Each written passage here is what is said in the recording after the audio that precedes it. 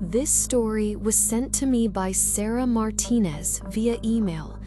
I was pressed against the cold concrete wall of a parking garage, trying to make myself invisible as footsteps echoed closer and closer. The man who had been following me for the past hour was somewhere in the shadows, and I could hear him calling my name, even though I had never told him what it was. But let me back up and tell you how this all started. It was March 2017, and I was 23, fresh out of college and celebrating my first real job with a girls' trip to Vegas. My friends and I had been planning this trip for months, pooling our money together to stay at one of the nicer hotels right on the Strip. We wanted the full Vegas experience, the lights, the shows, the nightlife, everything we'd seen in movies. I was the responsible one in the group, always the designated driver back home, but in Vegas, we agreed we'd all let loose a little. That Saturday night started perfectly. We'd spent the day shopping and lounging by the pool, then got dressed up for dinner at this fancy steakhouse inside our hotel. The restaurant had floor-to-ceiling windows overlooking the Strip, and the whole city was lit up like a carnival. We were laughing, taking pictures, feeling like we were living in some kind of dream. I was the responsible one in the group, always the designated driver back home, but in Vegas, we agreed we'd all let loose a little. That Saturday night started perfectly. We'd spent the day shopping and lounging by the pool, then got dressed up for dinner at this fancy steakhouse inside our hotel. The restaurant had floor-to-ceiling windows overlooking the Strip, and the whole city was lit up like a carnival. We were laughing, taking pictures, feeling like we were living in some kind of dream. After dinner, we decided to walk the Strip and check out a few different casinos before hitting the clubs later. The Strip was absolutely packed that night. March in Vegas has perfect weather, so tourists were everywhere. Street performers, people handing out flyers, couples taking selfies. It was sensory overload in the best possible way. We were walking from our hotel toward the Bellagio fountains when I first noticed him. He was standing near one of those costume character photo booths, but he wasn't taking pictures or really doing anything, just standing there, watching people walk by. When our eyes met for a split second, something felt off. He was probably in his 40s, average height, wearing a plain black shirt and jeans. Nothing remarkable about him, except the way he was staring. My friends were busy looking at everything else, so I didn't mention it. We watched the fountain show, walked through a couple casinos, and I forgot all about the man. But as we were leaving the Cosmopolitan around 10 p.m., I saw him again. This time, he was much closer, maybe 20 feet behind us, and when I turned around to look, he quickly looked away and started examining his phone. The coincidence seemed strange, but Vegas attracts all kinds of people, and I told myself I was being paranoid. We went into 3 more casinos that night, and each time I caught glimpses of him. Never close enough to be obvious, never staring directly, but always there. At the Mirage, I saw him by the slot machines when we were at the poker tables. At Caesar's Palace, he was at a blackjack table with a clear view of the bar where we were having drinks. By the time we got to our last stop of the night, I was starting to feel genuinely unsettled. I pulled my friend Katie aside and told her about the guy I kept seeing. Katie looked around the crowded casino and shrugged. "Are you sure it's the same person? I mean, there are thousands of people here tonight. Maybe you're just noticing guys who look similar." She had a point, and I wanted to believe her, but something in my gut was telling me otherwise. We decided to call it a night around midnight and head back to our hotel. The plan was to get some sleep and hit the pool early the next morning before our flight home. As we were walking back, my friends were tired and a little drunk, walking slowly and stopping to take more pictures. I kept looking over my shoulder, and sure enough, there he was again.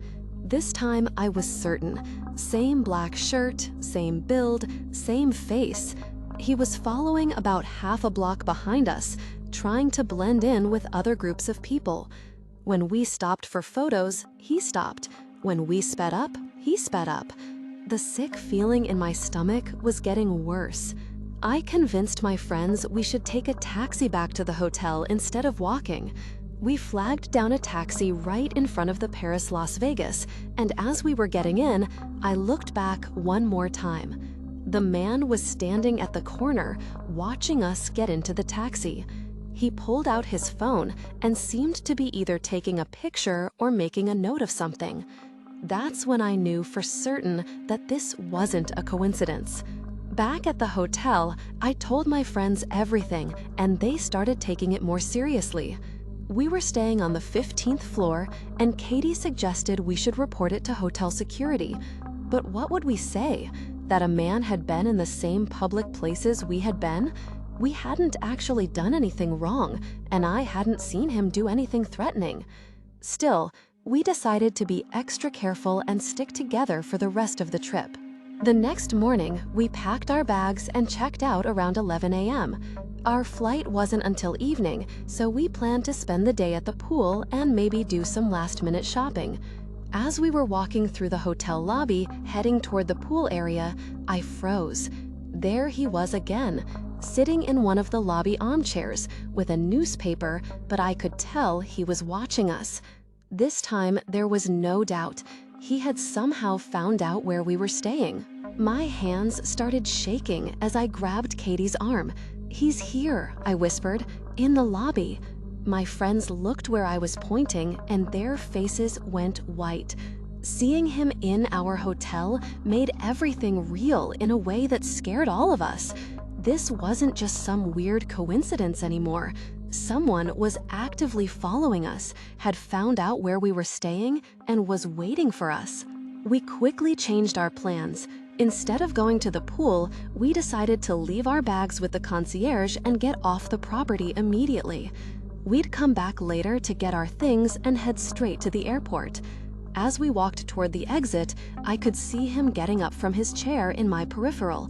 My heart was pounding so hard, I thought everyone around me could hear it. When we walked outside, we hailed a taxi and told the driver to take us to a mall about 20 minutes away from the strip. The whole ride, I kept looking out the back window, convinced I would see him following us somehow. At the mall, we found a busy restaurant and sat at a table where we could see everyone coming and going. That's when Katie had a terrifying realization. She pulled out her phone and showed me our Instagram posts from the night before. We had been posting pictures all evening, and in our excitement, we'd been tagging our exact locations and even our hotel. The restaurants we ate at, the casinos we visited, everything was right there on social media. Worse, my profile wasn't private, so anyone could look through my photos and see exactly where I was and when. I felt like I was going to throw up. This man had been using our own social media posts to track us throughout the night. We immediately made all our profiles private and deleted the location tags from our recent posts, but the damage was already done. Katie pointed out something else that made my blood run cold. If he had been following our social media, he might know our real names, where we were from, maybe even our flight information if we had posted about the trip beforehand. We spent the rest of the day at that mall, moving from store to store, constantly looking over our shoulders. Around 4 p.m., we decided we had to go back to the hotel to get our bags and head to the airport. We took a taxi back, and the plan was to move as quickly as possible, grab our luggage from the concierge, and get straight into another taxi to the airport. But when we walked into the lobby, he was still there, still in the same chair, still pretending to read that newspaper. This time, when he saw us, he didn't even try to hide the fact that he was watching. He smiled at me, and I felt like ice water was running through my veins. We got our bags as quickly as possible, but as we were heading toward the exit, I heard him get up and start walking behind us. That's when I made a decision that probably saved my life. Instead of going straight outside where he might follow us to our taxi, I told my friends to go into the casino area. Hotels like this have security cameras everywhere, and I thought he'd be less likely to try anything with so many people around. We made our way through the slot machines toward the back of the casino, but I could hear his footsteps behind us the entire time. Near the back of the casino, there was a hallway that led to some conference rooms and employee areas. I thought maybe we could lose him in the maze of corridors, but that turned out to be a terrible mistake. The hallway was much less crowded than the casino floor, and as soon as we turned the corner, I realized we had just isolated ourselves with our stalker.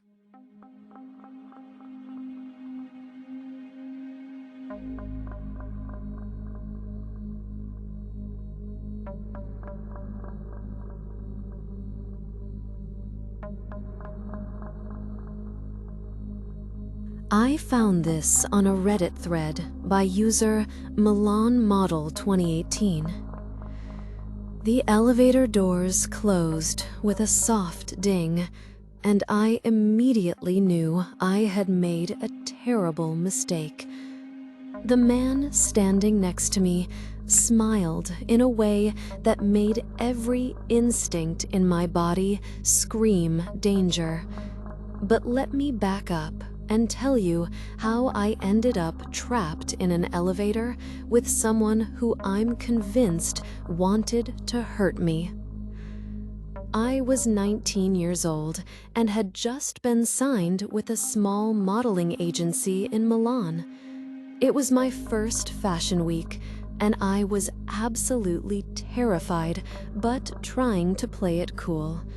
My agency had booked me for a few small shows, nothing major, but I was determined to make a good impression and hopefully book more work for the future. The show I was heading to was in one of those modern office buildings that had been converted into a temporary venue. You know the type, all glass and steel, trying to look important, but somehow feeling cold and impersonal. The building was buzzing with activity. Models, stylists, photographers, and various fashion industry people were constantly coming and going. I had arrived early, as my agency had drilled into me to do. Never be late, always be early, and always professional, my booker had said. The show wasn't for another hour, but I wanted to check in with the casting director and maybe get a sense of the other models I'd be working with. The building's lobby was crowded with people waiting for elevators.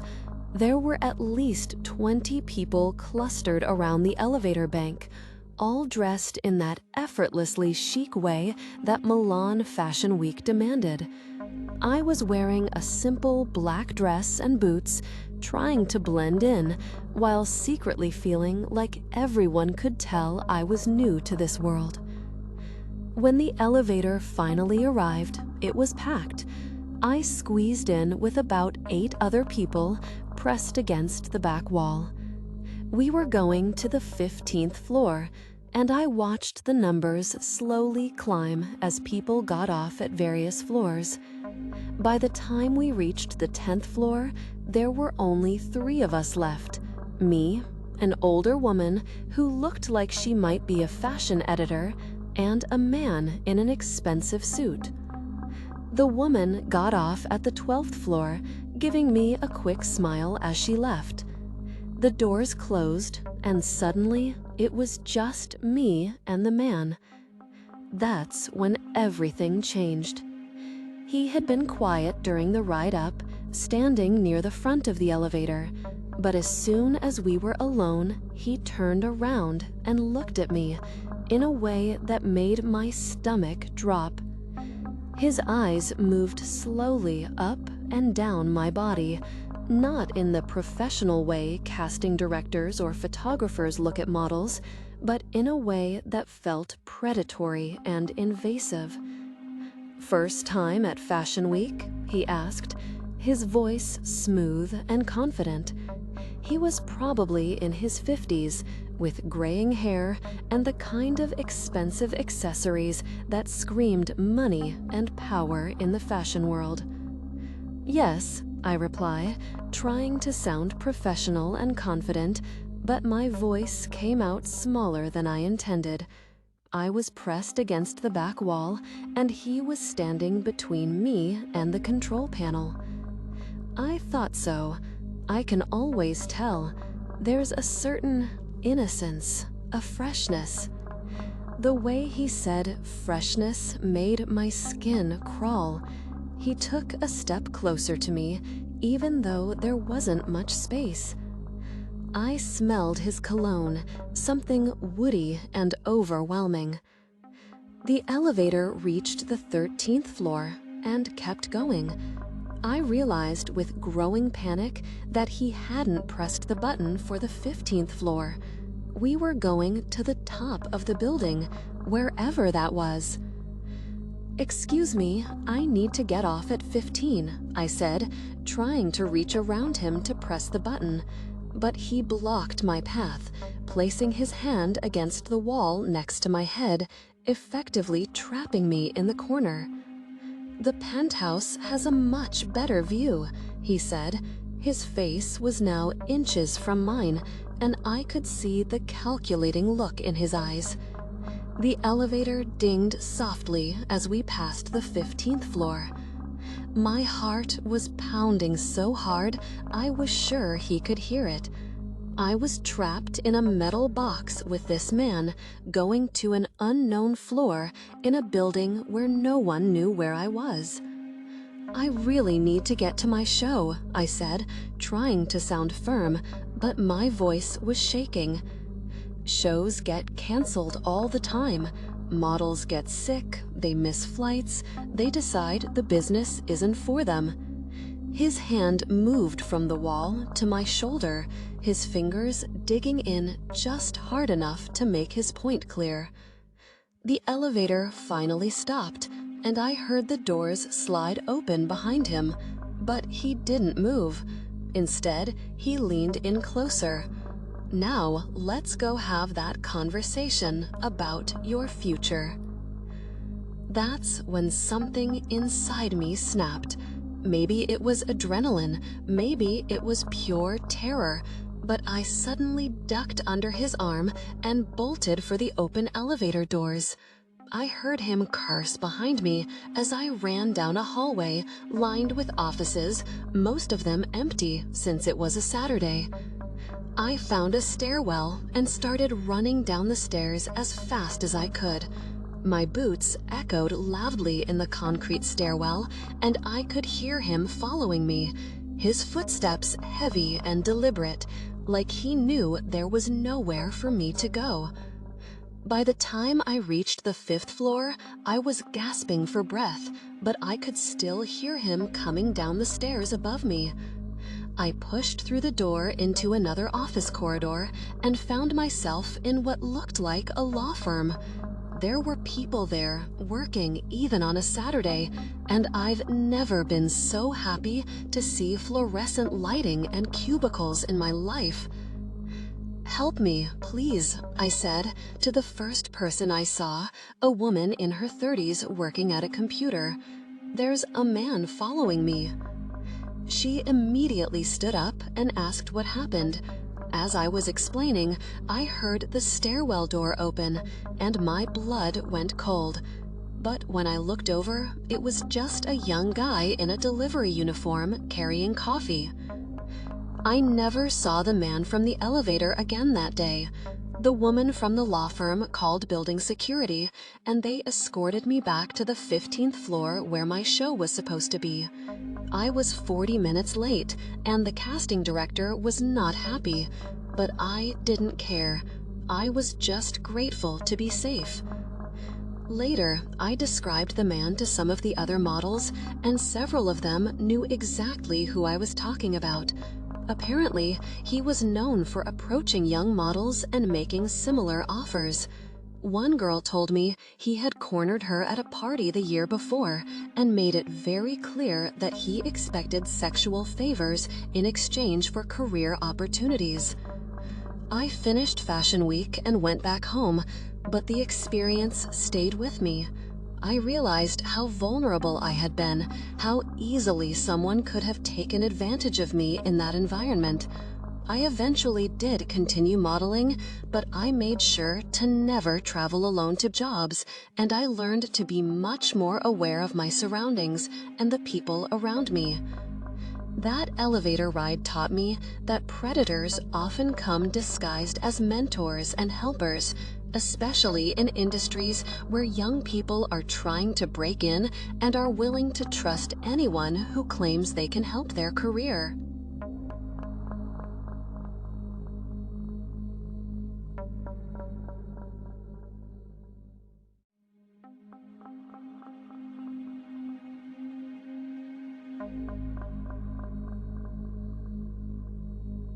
This was shared with me on Instagram by Marcus Johnson. I was hiding behind a dumpster in an alley between two casinos, watching a man with a knife search through the shadows while my phone showed no signal and my friends thought I was back at the hotel sleeping. The blade caught the light from the strip every time he moved, and I knew that if he found me, this was going to be my last night in Vegas.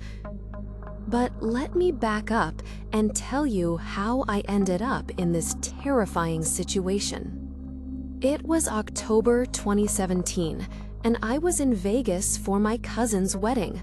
I was 26, worked in IT back in Denver, and this was my first solo trip anywhere.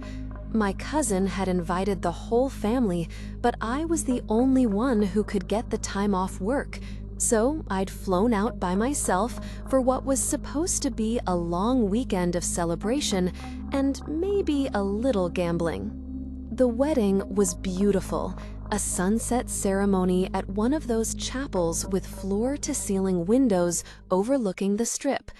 After the reception, most of the older family members headed back to their rooms, but a few of us younger cousins decided to hit the town and really experience Vegas nightlife. We went to a couple of different casinos, had dinner at a steakhouse, and ended up at this rooftop bar with an incredible view of the city. By around 11 p.m., I was feeling pretty good. Not drunk, but relaxed and confident in a way I usually wasn't. Vegas has this effect where the lights and energy make you feel like you can do anything, be anyone. My cousins were talking about going to a club, but I decided I wanted to try my luck at poker before calling it a night. I'd been playing online for years and thought it would be fun to sit at a real table with real people. I found a low-stakes Texas Hold'em game at a casino about a 10-minute walk from where we'd been drinking. The poker room was busy but not crowded, with that classic Vegas atmosphere. Green felt tables, serious players, cocktail waitresses bringing drinks. I bought in for $200 and settled in for what I hoped would be a few hours of fun gambling. The game was great for the first hour. I was playing tight, staying disciplined, and actually winning a little bit. The other players at the table were a mix of tourists like me and what seemed like local regulars who clearly knew each other.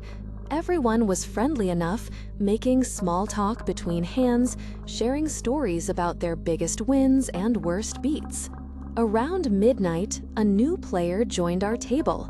A guy probably in his late 30s, wearing a Lakers jersey and a baseball cap pulled low over his face. He bought in for a lot more money than the rest of us, maybe $800, and immediately started playing very aggressively. Within 30 minutes, he had doubled his stack and was dominating the table. At first, I thought he was just a skilled player having a good run, but as the night went on, I started noticing things that seemed off.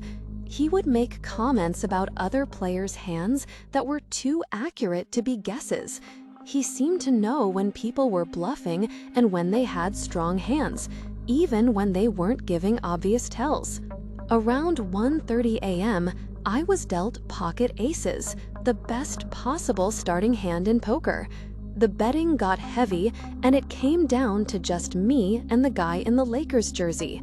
I was confident I had the best hand, so I pushed all in with my remaining chips, about $400.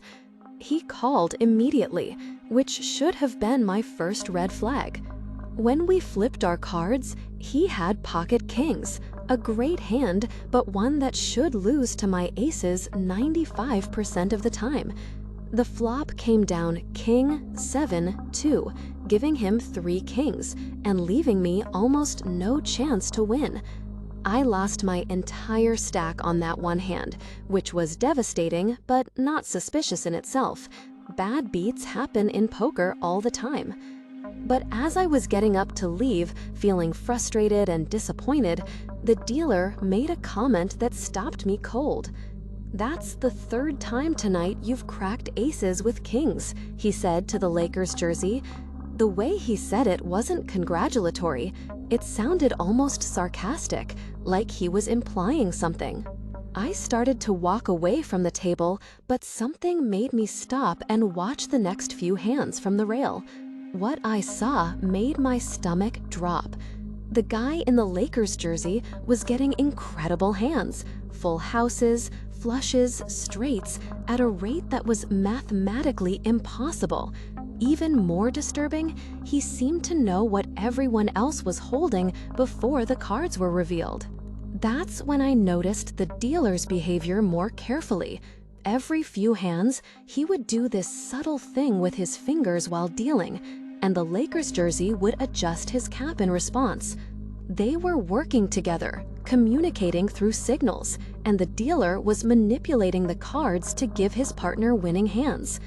I realized I hadn't just lost money to bad luck, I'd been cheated. These guys were running a sophisticated scam, probably targeting tourists who looked like they had money to lose. I felt sick thinking about how much I'd lost and angry that I'd been stupid enough to fall for it. But I also knew I had to do something about it. I went to find a floor manager to report what I'd seen, but when I tried to explain the situation, they were polite but skeptical. Cheating accusations are serious, and without concrete proof, they weren't going to shut down a game and accuse employees of criminal behavior. They said they would look into it, but advised me that poker involves both skill and luck, and sometimes good players just get good cards. Frustrated and feeling like nobody was taking me seriously, I decided to go back and watch the game more carefully, maybe try to get evidence of the cheating with my phone camera. I found a spot at the bar where I could see the poker table clearly and started recording discreetly. After about 20 minutes of recording, I had captured several instances of the finger signals and the cap adjustments. I also noticed that the Lakers jersey was winning an impossible percentage of hands, way beyond what could be explained by skill or luck. I felt like I had enough evidence to convince security to take action. But as I was getting ready to approach the floor manager again, the Lakers jersey suddenly looked over at me. Our eyes met, and I could see that he knew I had been watching him.